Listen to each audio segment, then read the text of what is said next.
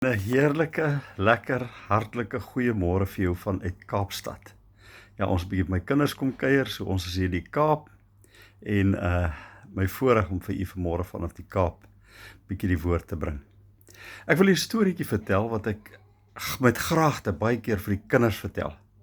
Maar dit het groot toepassing op my en jou as volwassene ook. 'n Padda en 'n skorpioen word vasgekeer op 'n eiland. En die water stroom af. Padda is nie bekommerd nie, hy kan swem.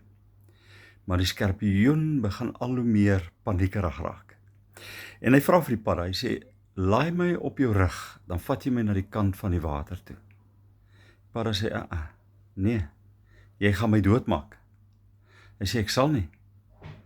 Hy sê, nee, jy gaan my doodmaak, ek vertrou jou nie. Hy sê, man, ek sal dit nie doen nie, anders sal ons albei nou daarmee heen gaan. So laai die padda die skorpioen op sy rug. En nie in die helfte van die stroom, toe druk die skorpioen sy angel agter die padda se kop in en hy steek hom.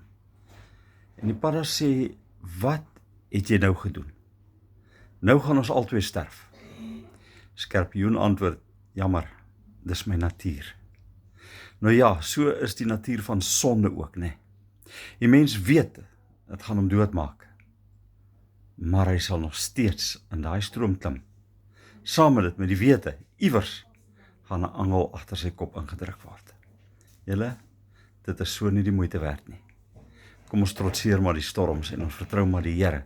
En ons laat toe dat die natuur van God eerder ons natuur word, as die natuur van die sondige wêreld daar buitekant wat ons agter die kop gaan steek. Here, baie, baie dankie vir vanmôre. Dankie dat ons kan leer uit die verhaal van die padda en die skorpioen. Help ons om in die regte natuur God te dien. Amen. Jy moet 'n baie, baie lekker dag hê. Bye bye.